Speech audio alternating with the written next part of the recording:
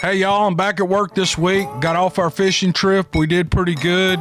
We caught a couple of coolers full of fish, redfishes, catfishes, drum fishes. I don't think we caught any flounder fishes, but we caught a bunch of different species, and I love to eat them all. I really prefer not to. I don't really care to catch catfish, but we caught two or three. We caught one that was about 35 pounds. It was a monster. And we caught some real big redfish, and they were over 36 inches, and those are breeders. Those are egg layers and spawners, and we threw those back. They're not good to eat anyway. They're too tough. So we were going for juvenile fish. We were trying to fill up the cooler and the freezer, but we did good. Throwing baits straight into 20-mile-an-hour winds is no fun, but we persevered. We persevered, and we got after them fishes, and we caught them. We got coolers full, and we came back with lots of food. I'm going to be eating fish for the next 3 months, and I love redfish. All right, I'm going to quit running my jaw here. I think I got 5 stories in this video. This is going to be a long video. I was thinking about the truck drivers. You guys are on the road all the time, hour after hour. All you have is something to listen to, and some of those guys enjoy my channel, and I really appreciate them. Let that freight roll, and I hope you enjoy a 45-minute video. I don't really know how long it's going to be, so don't anybody call me a liar, because I haven't edited it yet. But let's jump into the video. I think you're going to like it. All right, here we go.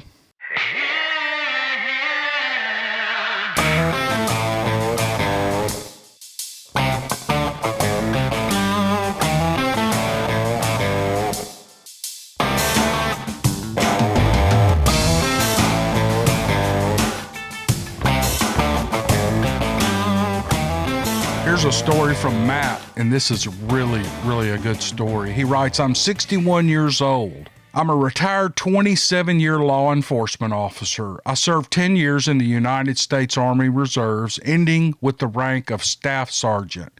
I have only told one other person this story, and that was my younger brother.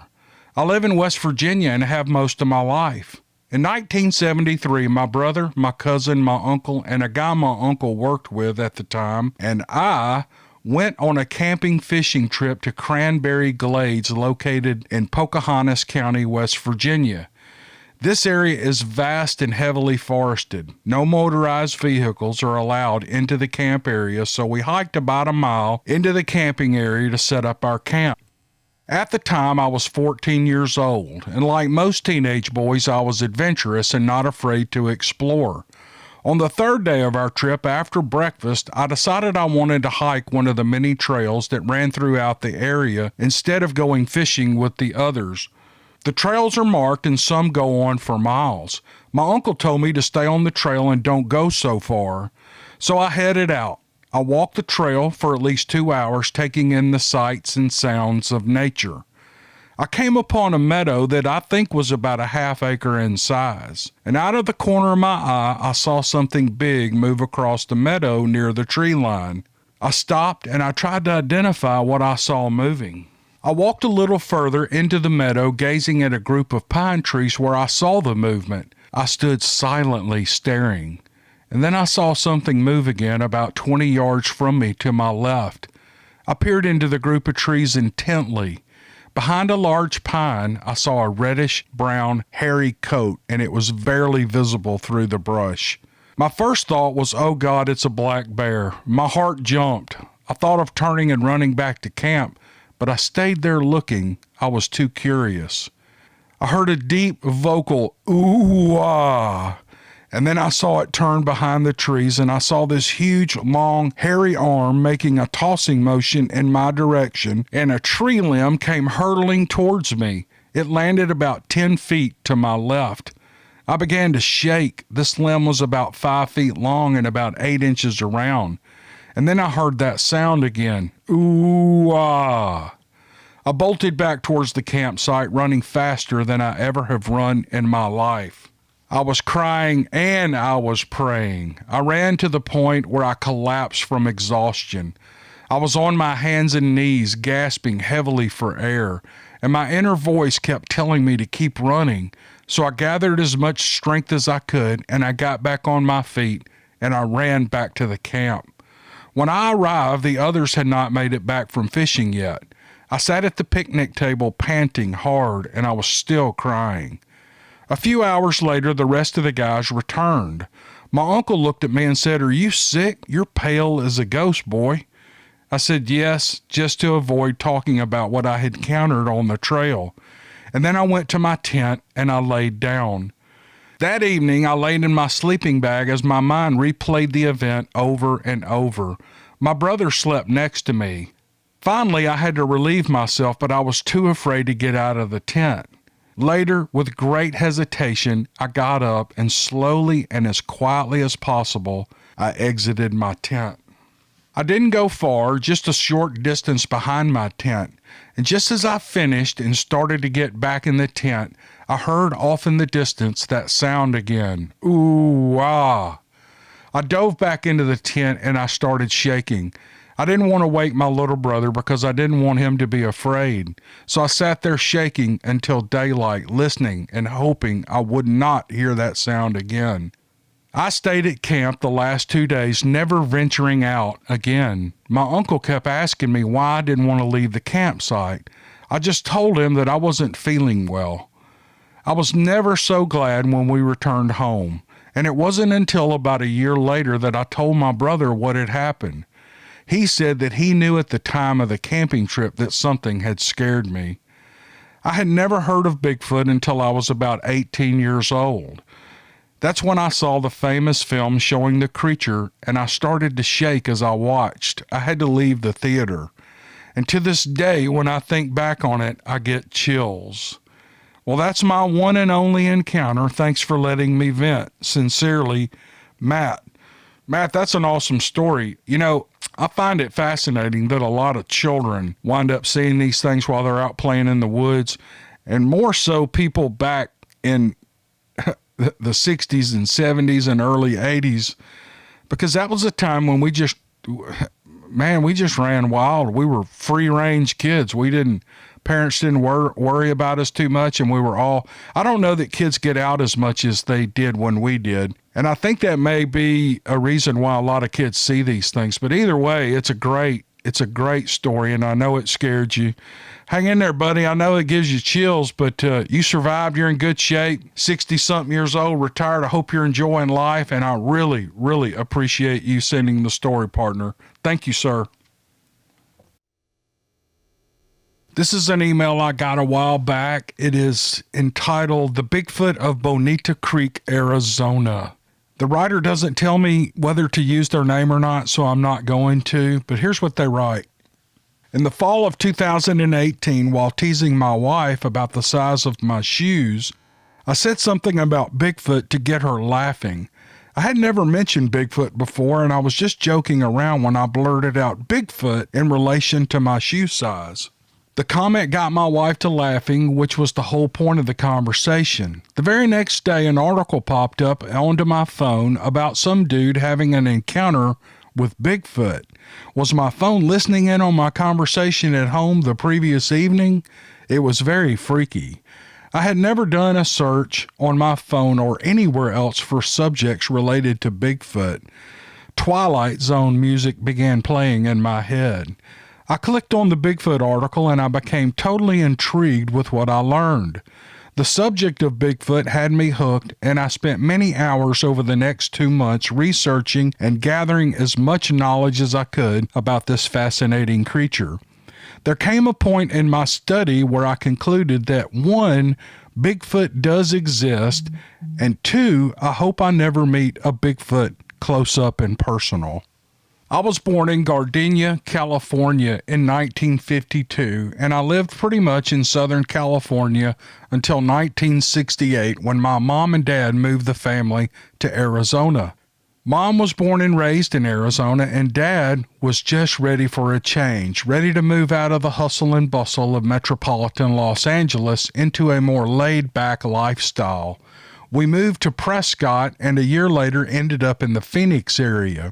My mom's brother lived in Arizona his whole life, and by the time our family arrived from California, he was having good success in residential construction.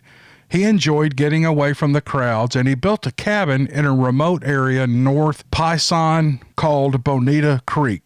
The cabin is nestled in tall pine trees, scrub pine, and manzanita, just a short hike from Bonita Creek. Artesian spring water gushes from the base of the Mogollon Rim feeding Bonita Creek, and it flows year-round with fresh, clean water. The banks of the creek are lined with tall grass, pine trees, flowers, sticker bushes, and wild berries. It's beautiful, and it's peaceful, and it's quiet. Arizona, north of Payson, is thick with wildlife. On one drive to the cabin, I had to stop for an entire herd of elk crossing the road. That was a surprise for a city guy. Elk, deer, birds, squirrel, cattle, wild horses, and even bald eagles are things I've seen on the trek to the cabin. Little did I know, there's an even larger animal out there in the forests of Arizona. It is a massive primate predator. It's Bigfoot. My first encounter with Bigfoot happened on a weekend campout in the high country of Arizona. I was with friends near the Mogollon Rim. I hope I'm pronouncing that right. If I'm not, just forgive me. We picked out a spot, not a designated camping area, and circled a wagon, so to speak. We had campers, trucks, tents, tarps, ice chests, and plenty of grub to cook over an open fire, and we built a huge one that first evening. As the sun was slipping behind the mountains in the west, one guy enjoying the sunset with me decided to call out for Bigfoot. Seriously? I had never heard of such a thing. He cupped his hands to his face and he let out the loudest, longest whoop that he could. I was thinking to myself, oh my, surely this will yield nothing. Is Bigfoot even real? Nonetheless, the guy let out one or two more whoops. The valley before us and the mountains in the distance remained quiet. He got no response. I didn't really think there would be a response. After dark, we sat around in portable camp chairs enjoying a crisp mountain temperature and a star-sparkled sky. Partway through the evening, two of the gals suddenly reported seeing eye shine at the west edge of the campsite between a vehicle and the tree that it was parked next to. They said the eye shine was a neutral color like silver and close enough to the ground that it could have been a coyote or a deer or something similar. Light from our campfire must have been enough to get a reflection. Since the gals seemed concerned about what they had seen, we kept a vigil for a while, but there was no investigation. After all, we were in the forest and one would expect to encounter some wildlife. A while later, there was a loud, blood-curdling scream maybe 200 yards off to the woods to the northwest, something that sounded like a woman under attack. That got my attention. I really wasn't sure what to make of it, and I waited to see if the scream would happen again. No one went into the dark to investigate, and the scream was not repeated. The evening wound to a close around midnight, and everyone turned in. After drifting off to sleep, there was a disturbance at our campsite that woke up some of the lady campers, but I slept through it. The ladies weren't sure what it was that caused them to wake up. The next morning, I got up with the sunrise and walked to the edge of the overlook, just soaking in the view and inhaling the fresh, pine-scented air. As I turned to walk back to camp, I noticed a structure near the edge of the overlook. It was rather primitive in appearance, an uprooted pine tree leaning at an angle with one end resting in the fork of a second tree. Along both sides of the pine angling to the ground, there were broken off branches leaning against the trunk. It was sort of a crude lean-to shelter with an interior that would be shielded from the elements, especially if the exterior was covered with snow. As I considered the structure, I thought maybe some Boy Scouts had built this thing, but it was odd that they had not used the saw to cut the branches. Everything was just busted off and added on. It looked as though it had been there quite a while. After contemplating its construction, I headed back to the camp, having no idea this type of structure was sometimes seen in Bigfoot habitat.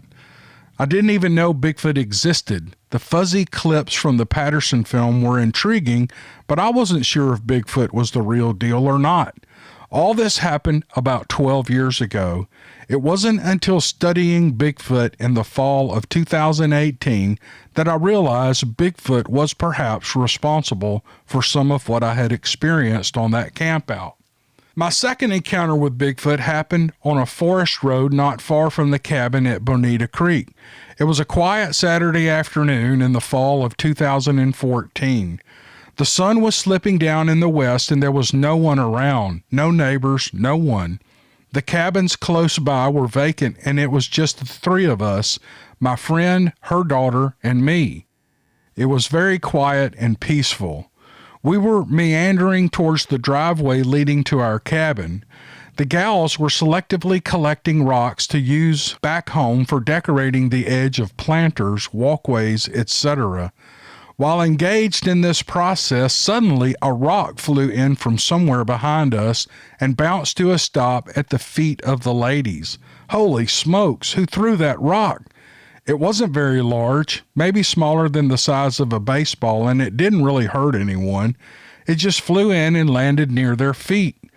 We stopped immediately and turned around, looking to see who might have thrown this rock at us, but there was no one out there. The whole area was dead quiet, no neighbors, no one. It was just us. At that point, there was nothing that we could do. There wasn't even anyone out there to yell at. But somehow a rock had just been thrown at us. After looking around a while and seeing nothing, we turned and continued the short distance to the cabin to settle in for the night. For whatever reason, I never felt comfortable about leaving the security screen and front door unlocked when staying overnight at this cabin. Although my mind's normal reasoning said there was nothing to fear, no danger, no undesirables anywhere close to this remote location of Arizona, I still felt uneasy about omitting precautions. I never left any of the windows open at night. I never felt comfortable about leaving the blinds open either, even though one of the windows on the south side was about 8 feet off the ground at the bottom. That window and its blinds could have been left open with no apparent danger, but I closed them anyway. I know that sounds paranoid, but for whatever reason, I felt uncomfortable until daylight in the morning. Then I would open the doors, the blinds, and push the windows open. Looking back at that overkill precaution and knowing what other people have experienced with Bigfoot, I'm glad I did lock those security screens and doors. I've learned that Bigfoot will grab and turn a doorknob, and sometimes they peer through screens and windows. Maybe my precautions weren't unfounded after all. Bigfoot have also been known to throw rocks, sticks, pine cones, and other objects. Thinking about that rock that was hurled at us, was that thrown by a Bigfoot? Maybe. There wasn't anything else out there. Perhaps this Bigfoot was curious and just wanted to see what we would do. Or maybe it wanted to let us know that it was there. Or perhaps it was just messing with us for fun. Whatever the case, I believe that rock was most likely thrown by a Bigfoot because of my next encounter. In June of 2016, I married a lovely woman. My bride is full of life and a great lover of the outdoors, hiking, biking, spring wildflowers, fall colors changing, and the wild blackberries growing along Bonita Creek. We decided to slip away for a weekend at the cabin for some time alone. Well, almost alone. We did have our 2 dogs with us. We arrived at the cabin on Saturday afternoon. We dumped our stuff inside the front door and headed down to the creek. It was beautiful and serene as always. We hiked a loop that ended up back at the cabin for a barbecue dinner on the deck. The table was set for 2 overlooking the forest with a gentle sound of Bonita Creek in the distance. It was perfect.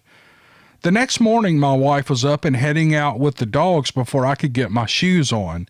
She and the boys reached the creek way ahead of me and turned east to hike upstream. By the time I arrived, they had disappeared into the thick trees, the brush, and the tall grass. While hiking in their direction, I noticed an area across the creek where the tall grass had been pushed down somewhat like a nest. The depression was a circular and maybe 15 foot in diameter. It was perplexing. I wondered what had made that flattened pattern, but I kept on moving. A side note here, my logical mind is saying there's no danger and my wife is okay taking off with the dogs on her own without me, but I still felt uneasy. After about 15 minutes, I caught up with them, and as all the natural beauty was just too much to rush past, and my wife had stopped to pick blackberries. By noon, we were headed back down the creek towards the cabin. We emerged from a somewhat densely forested area into a more open grassy location, spreading out on both sides of the creek. It was lovely. But what was that nasty odor? It smelled something like a skunk, but not quite like a skunk. I surveyed the grassy area thinking maybe I would see a skunk or something out there, but I couldn't see anything. The grass was too tall. There was just that smell that had suddenly arrived. I asked my wife, "Do you smell that? What is that?" She shrugged her shoulders and headed on towards the cabin. I decided I better move on before I met whatever this was that smelled so badly. I paused in the grassy area and turned to take a picture of that beautiful part of the creek we had just walked through. It was 12:47 p.m. on Sunday, September the 24th, 2017. I looked at the photo on the screen and it looked a bit washed out. There was too much light. I changed the camera setting while standing in the same spot and I took a second picture. It was 12:48 p.m. and even though I did not know it at the time, I had just taken my first picture of a Bigfoot. He was right there across the creek from the path I had just walked down, not more than 20 yards from where I had been. He never made a sound. I didn't even know he was there until 15 months later when I remembered the skunky smell that Sunday at Bonita Creek, and I began looking carefully at my photos. Sure enough, there he was.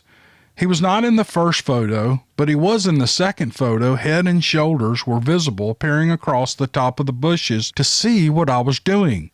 That was my third encounter. I wonder how many other people have had similar experiences, having been in such close proximity to a Bigfoot and not even know it. I'm going to jump ahead a bit to one more experience at Bonita Creek. Candy and I made another visit to Bonita Creek in July of 2019.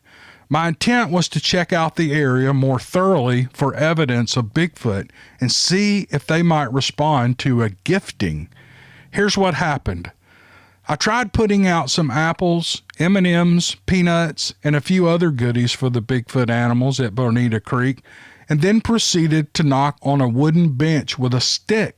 I did that twice and then went back up to sit on the deck at the cabin to wait to see what would happen. It was late in the day and I was hoping Bigfoot would get the goodies down at the creek, maybe come later to pick them up. No luck on that, but something strange did happen about 15 minutes after I got situated on the deck. Suddenly, just upstream from the place where I did the knock, I heard this very strange animal sound coming from down there by the creek. It was some repeated garble sounds, a pattern repeated maybe 3 or 4 times, followed by quack, quack, quack, and then the same sounds were repeated again, followed by the same quacking.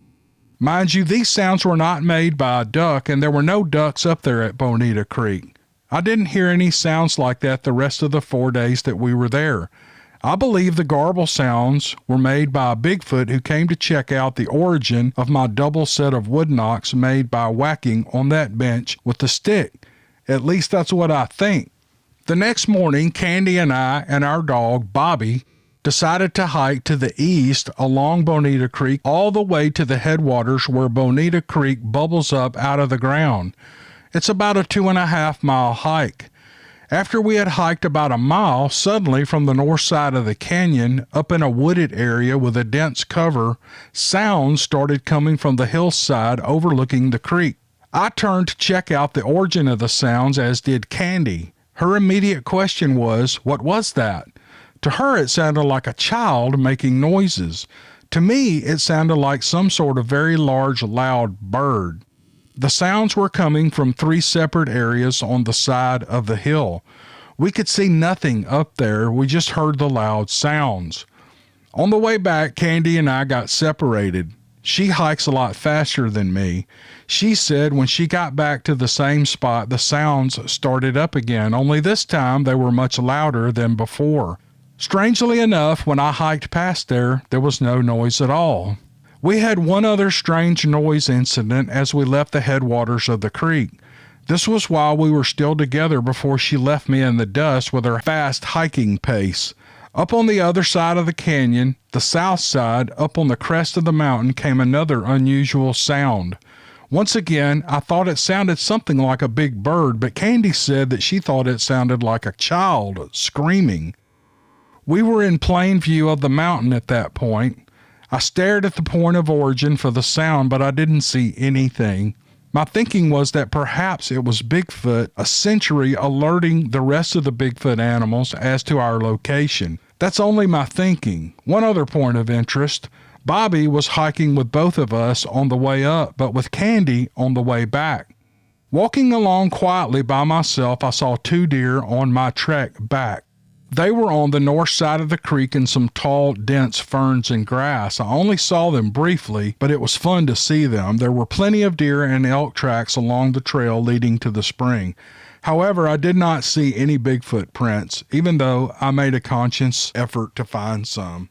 My analysis of the whole habitat is that Bigfoot animals moved east away from the populated area of Bonita Creek, where our cabin is, the area inhabited by people. I wish they could have received the goodies I had for them, but maybe that will happen at some point in the future. Now back to my 4th encounter with Bigfoot. In the fall, my wife loves to collect colorful leaves for holiday decorations. Her favorite place to find these little treasures is 10 miles north of Sedona at the West Fork of Oak Creek. This part of Arizona is stunningly beautiful. The West Fork meanders through a narrow canyon with vertical walls of multicolored layered stone, all capped by crystal clear blue sky. The trees are evergreen splattered among the maples with changing leaves of yellow, red, gold, brown, and fading green. It's a leaf hunter's paradise. When the time came for the 2018 Sedona leaf collecting expedition, there was a secondary purpose for me. While my wife was finding just the right leaves, I planned to critically survey the West Fork area for Bigfoot evidence and snap photos of everything I found. As soon as we hiked into the canyon, I had to get the camera and start taking pictures of saplings bent over forming arches, large limbs snapped off from tree trunks and laying on the ground, very large diameter trees pushed over with their root balls ripped out of the ground, trees wedged and threaded horizontally between other trees, tree trunks arranged to form giant X's, tree trunk rubble piled up to prevent passage into the area, large-sized tree trunks that had been snapped in two like popsicle sticks, tree trunks leaning upside down against canyon walls, and way off in the distance, way up on the side of the canyon, an indistinct dark brown motionless object. In addition to Bigfoot on Bonita Creek, it looks like there might be Bigfoot on the West Fork of Oak Creek as well. Imagine that, Bigfoot in Arizona. Then from way upstream, around a bend in the canyon and way off in the distance, came the faint sound of a 5-whack wood knock. Who do you think did that? Thank you for all your diligent study on behalf of Bigfoot. Thanks for sharing my story. Best wishes to all who have seen or hope to see someday one of these giant miracles of the forest, the creature we know as Bigfoot. Man, that's a great story. You really took a lot of time explaining everything you did, and it's these stories are really interesting to me because I love to read, for one thing, and this was just a pleasure to read. It just flowed, and everything was easy. When I go back to edit this, it was going to be pretty easy to edit because I'm not fumbling over my words. But anyway, I just love this story. I appreciate the man for sending it in. It was it's just great anecdotal evidence. And I know everyone wants to know where your picture is of that Bigfoot head that you got at Bonita Creek, but you didn't send it, so I'm not going to show it. And if you did send it, I probably wouldn't show it anyway. But anyway, thank you very much, sir. I appreciate it. You did a great job writing that, and it was a pleasure to read. Thank you. This encounter is from Brandon. He writes, "My name is Brandon. When I was 14, I had my first face-to-face encounter with a Bigfoot. A good buddy of mine was staying over at my house, and like dumb teenagers we decided to sneak out of the house around 3 in the morning to walk 2 miles down to the truck stop for some waffles. On our way back, I wanted to show my friend the place my cousin and I had seen a Bigfoot while driving earlier. I figured that we wouldn't see anything since they're supposed to be so rare and elusive. All I was trying to do was use that story and location to scare my buddy, but as soon as we got about 40 yards into this field, we noticed a deer was acting funny. We could see that it was hunkered down but still on its legs, and as soon as we noticed it, the deer sprang up and bolted away.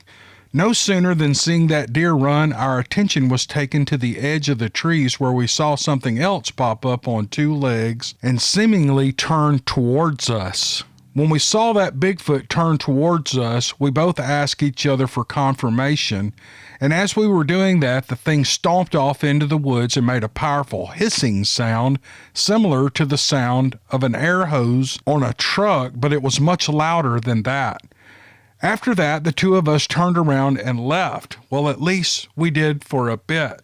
Our curiosity got the better of us, or our own stupidity did, but we walked right back into the field and we hurried right back out as that angry Bigfoot stomped his way towards us in the wood line. We repeated this a couple of times, and on the final time, we heard nothing, so we went in further and we stood there for a bit. At this point, I think we just wanted confirmation that we saw something down there, so out of desperation for that confirmation that we decided to try and make that thing prove it was really there by chunking a rock into the trees. My buddy threw the rock as hard as he could, and he hit a tree not 7 yards from us, and as soon as that rock collided with the tree, a Bigfoot stepped out where we could get a good look at it and let out a deep, raspy exhale. I didn't get a good look at its face, I don't think, since I only get brief and indistinct flashes of it in my memory, but from the chest down I got a really good look. It was a male Bigfoot with reddish hair about the color of the dirt. Its forearms were thick as my thigh and its hands were as wide as my chest. Right after we saw it good, my buddy turned to me and asked, "Can we run now?" I told him no, because I was taught my whole life to never turn your back or run, since that just triggers the chase response in most predatory animals. So we got low and backed out, trying to seem non-threatening while keeping this thing in view. I'm not sure why, but once we got back to the house, it was like nothing had happened. The two of us never spoke of that again, and that was back in the late summer of 2011. It took me about a week or two, then I was right back in the woods now looking for Bigfoot. That encounter led me down a path I'm so happy to be on. I told my story to a Bigfoot group in Virginia and ended up a member. To this day, I still go looking for sign of Bigfoot. I hope one day we all get some sort of validation for what we've seen in the form of the public at large accepting that these things are out here. Brandon, that's a great story, man. You're brave. You were chasing a Bigfoot, brother. I thought that was a cool story. Thanks for writing it in. You did a good job writing it. Easy to read. And my dog's over here huffing, acting like a, "Hey, Chunk, what are you doing, boy?" I'm sorry. Once again, I'm sorry about all the dog noises. All right, let's move on to another story. This writer wants to stay anonymous, and that's no problem at all. And he writes, "I'm 39 years old, and I live in DeSoto County, Mississippi. My family owns land near Jackson, Tennessee, and that's what turned me on to your program. I always had a minor interest in Bigfoot from a kid, but I remained quite skeptic on the subject, and I thought if it was real that it would only exist in the big mountain terrain. My YouTube suggested a video of yours one day about Bigfoot in the Hatchie Wildlife Refuge, an area that I was familiar with that wasn't far from our family land on the Forkadeer River. I have been in the woods since my grandpa started dragging me around at 2 years old. I've hunted and spent time in our isolated hunting cabin my whole life. I'm still an avid hunter and river rat. I hunt everything from gators to deer. I have spent a lot of time both day and night in the woods of North Mississippi and West Tennessee. I have seen many things and almost every animal that lives in these areas. In 2016, late in the hunting season, we were hunting rabbits in Holly Springs National Forest. We had called it a day and we were headed home, my brother, my stepdad, and me.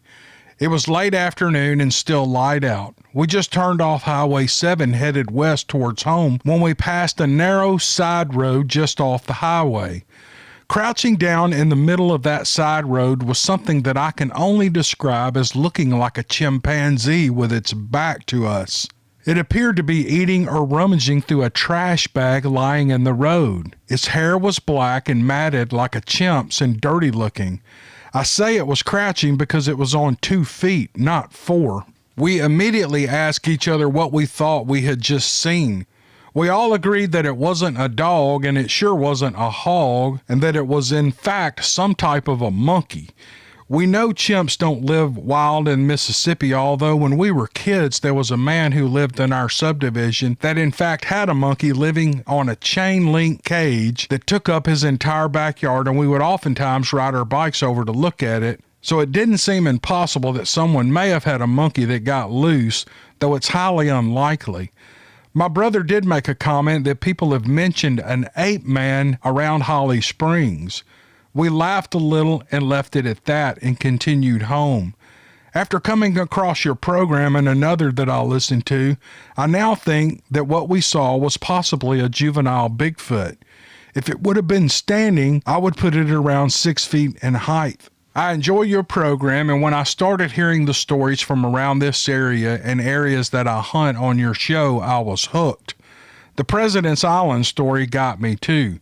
We have a small plot of hunting land near there in the Inslee Bottoms.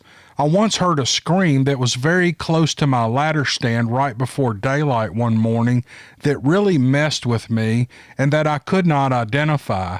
I spent the rest of that day listening to bobcat, panther, fox, and coyote sounds on the internet, trying to identify it. It reminded me of a wild woman screaming in agony. It was burned into my mind, and only recently did I hear it again. It was on a recording from a YouTube of a Bigfoot screaming. Thanks for your stories and making my trips home go by so quickly.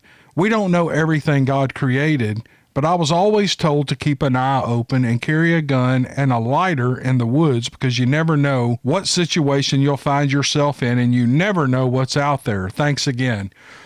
Brother, you're right. I think there are things in those hatchy bottoms, and Inslee is, that's a real coveted area to hunt by most people in the Mid-South, and you're awful lucky to have a spot down there. Tons of turkey and deer and coyotes and just every kind of wildlife you can imagine that's native to this area. And I've heard stories about, well, there was that President's Island story that was actually told to me. I wrote that story around the story told to me by a guy leaning on the back of a pickup truck one day, but it was a pretty cool story.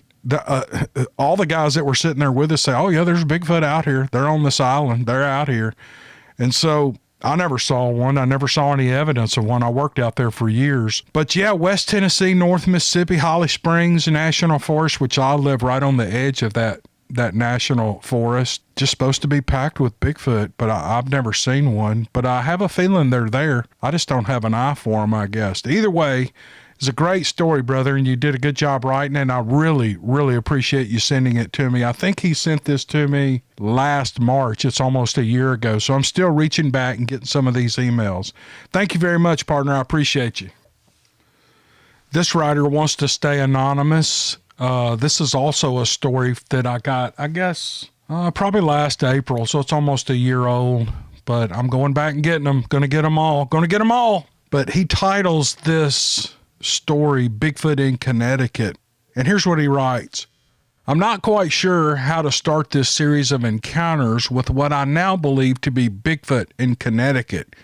It could be what is termed repressed memories that I think must have been triggered by something recently, but when I started writing down the memories I had about this, more thoughts came back on this subject.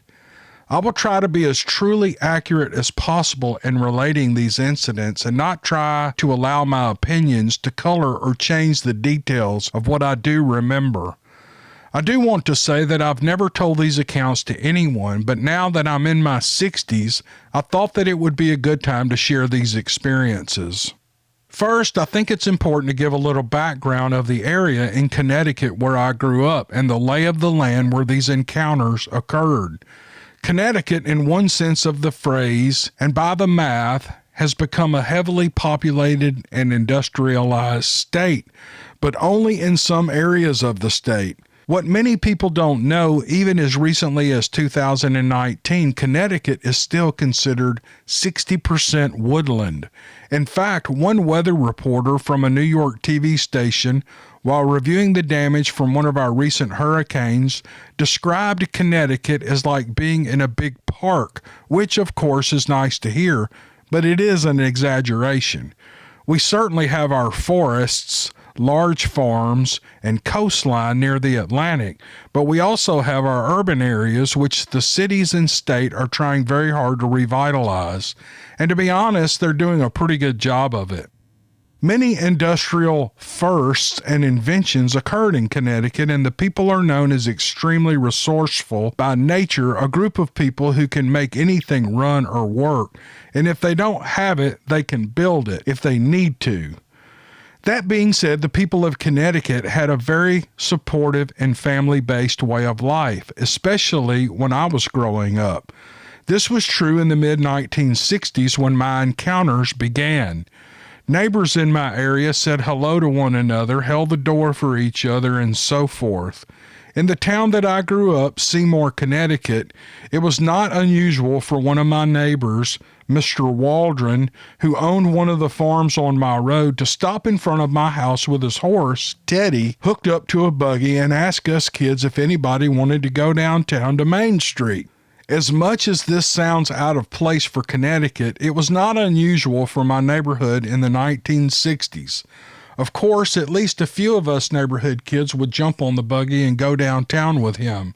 We were almost 9 or 10 years old at the time, yet our parents trusted us to go places without worry, but we never ever caused trouble or made issues wherever we went. That was just the way it was. If we did cause a problem during our travels, we would have to face our parents and punishment.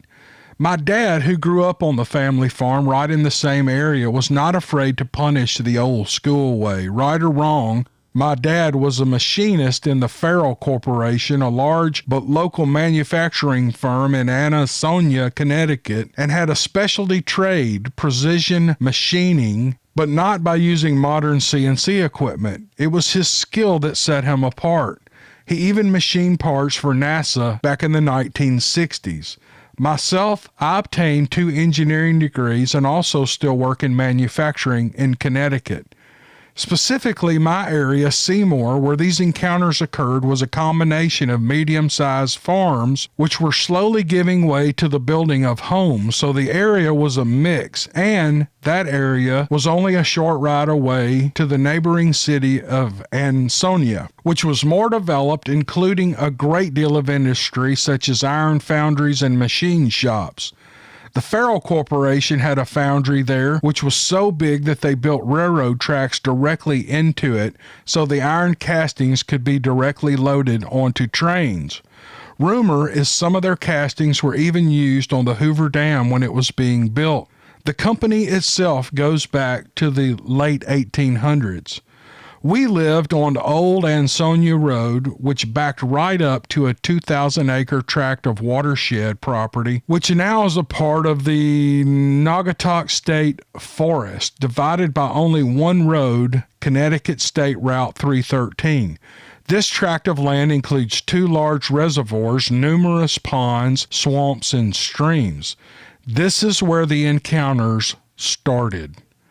My earliest recollection of something unusual was during a family ride in a car through this reservoir area with my mom and dad. I was at best around 6 or 7 years old, in the back seat. As we passed one of these reservoirs back then, my mom and dad spotted something crouching down to the reservoir looking down into the water. My mom exclaimed, "John, look at that. What is that?" My father slowed the car and said, "I don't know. Looks like someone in a monkey suit." Now, why would anybody be dressed up like that? I was able to get to the car window in time and remember seeing a dark figure next to the water line looking down into it. We had no knowledge, experience, or any thinking at all that there were such things as Bigfoot. By the time I reached 10 years old, us neighborhood kids were fully into that forest exploring, camping, and hiking, and never ever leaving trash or a mess. We were almost like stewards of the forest. We were literally in that woodland area every day that we could go, sometimes even on school nights and in the rain. No problem there either. We simply put on our raincoats and we went out. Over time, we camped deeper and deeper into the woods, and one area became our favorite. Nestled right into a grove of tall evergreens, we pitched camp, made our campfire, and enjoyed ourselves for sometimes a week at a time during the summer. What we didn't realize was the way we broke the branches and small logs for our fire was to strike the branches against trees in order to break them into smaller pieces. Again, we did not even have thought as to what Bigfoot was. But looking back now, we broke sometimes a full cord of branches in just one day, sometimes on and off for hours, and in the nighttime, too, for our fire. It was fun. From what I know now, this is one of the ways that Bigfoot communicate. It was during the night during one of these summer camping trips, one of the younger boys in our neighborhood group called Little Billy started shouting, and then he was crying. He was visibly shaking. This was no joking on his part. We had absolutely no idea what had just happened to him. When his brother and the rest of us got him calmed down, he explained that he saw a monster in the woods lit by our campfire. Now, I've only seen one other time in my life someone shake like that, and that was years later when someone at work was having a seizure. We convinced little Billy there was no such thing as monsters, and we got him calmed down. His reply was very sincere. Then what did I just see? A minute later, a rock came flying into the camp near the fire. We thought it may have been a vagrant or someone throwing things, so we grabbed our BB guns and opened fire in that direction, where the rock came from. Oh, you guys were cowboys. Soon, another rock came, and we again shot in the dark. At that point, little Billy wanted to leave, so his bigger brother had to walk him all the way home at night because he didn't want to stay there. The rest of that evening was quiet. During another camping trip in this same area at night, I smelled a very strong skunk odor come into the camp when we were all sleeping in our 6-man tent. I didn't hear any footsteps, but then someone started urinating on the side of our tent. I sat up, did a head count, and all of us guys were in the tent. This lasted a good 60 or 90 seconds. It was a very strong stream at one spot on the tent. I didn't know what to think, attributing it to maybe rain or something pouring out of a tree overhead. I just didn't know. So I laid back down and I went to sleep. During other times while we would go hiking, we would come across a number of branches shaped like a blind that a hunter would set up, and also sometimes shaped very purposely into an X. We wondered who would be doing this. There was absolutely no hunting on this tract of land. People were not even allowed into this entire watershed area, and there were plenty of no trespassing signs along the state highway. We also would come across younger trees, perhaps 10 or 8 feet high and maybe 1 to 2 inches in diameter, broken in half and pointing in a certain direction. We would stop and look at these trees and wonder why in the world would someone do this.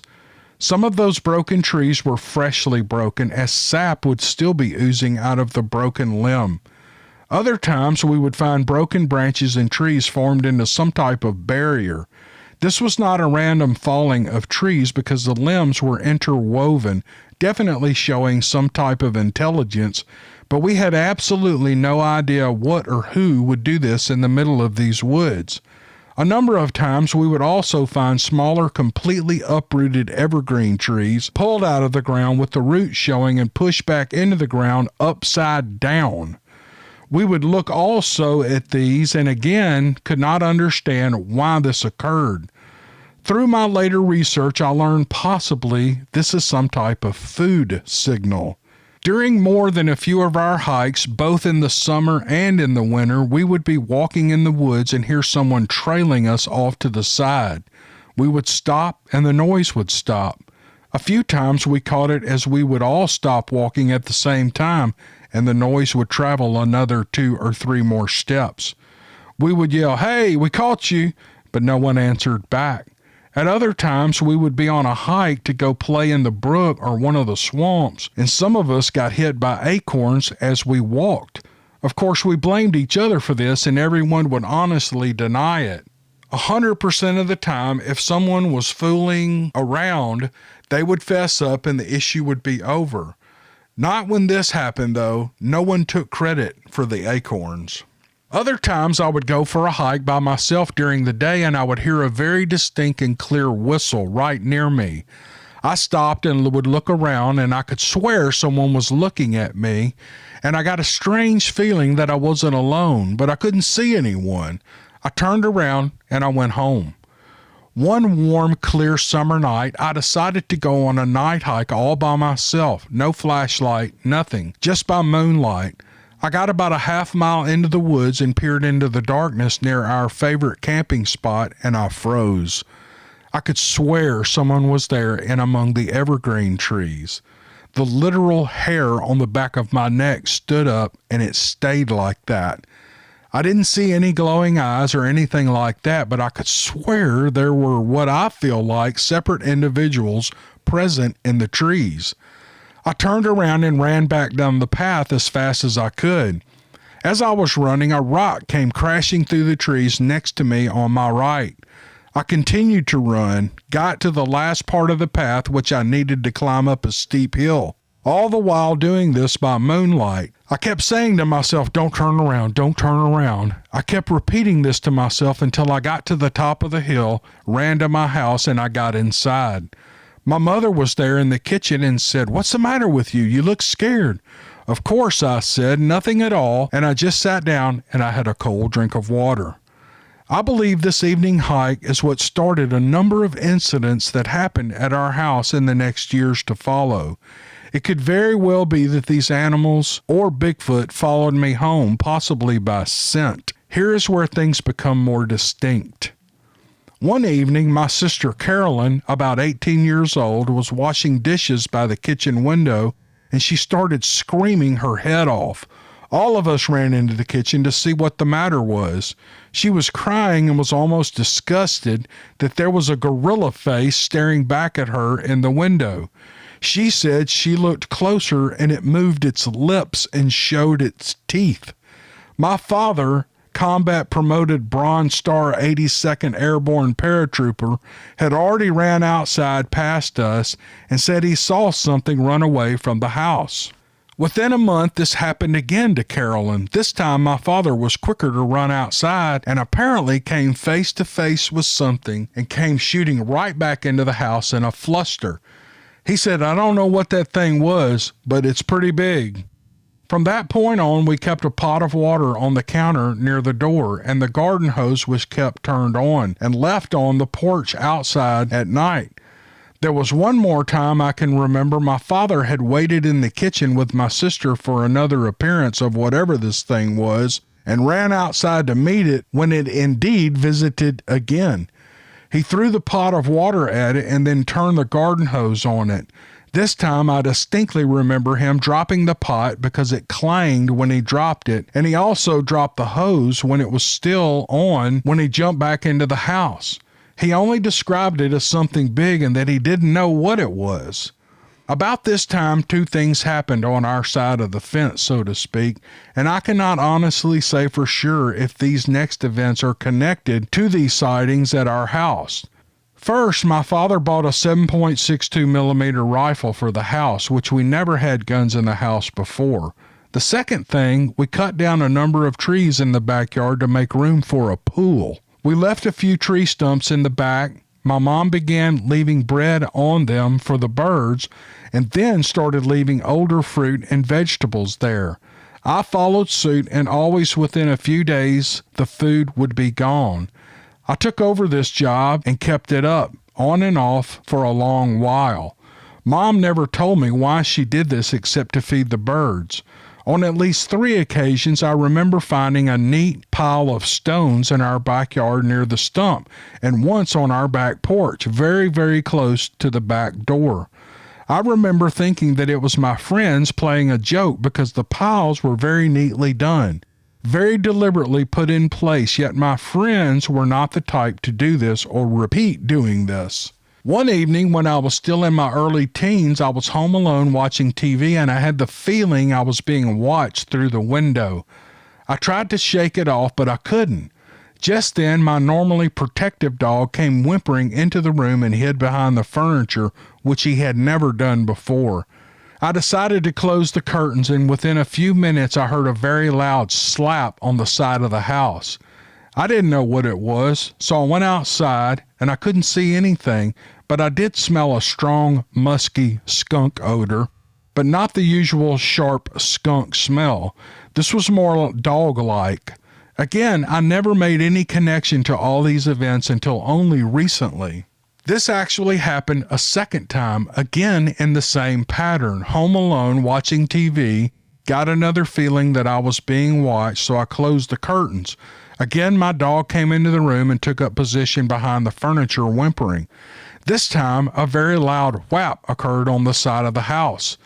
The next morning, I went outside and found some breaks in the vinyl where I had heard the sound come from. I thought I was going to get blamed for doing this damage to the house. At least twice a year, it was my job to clean the gutters, and I did a pretty thorough job.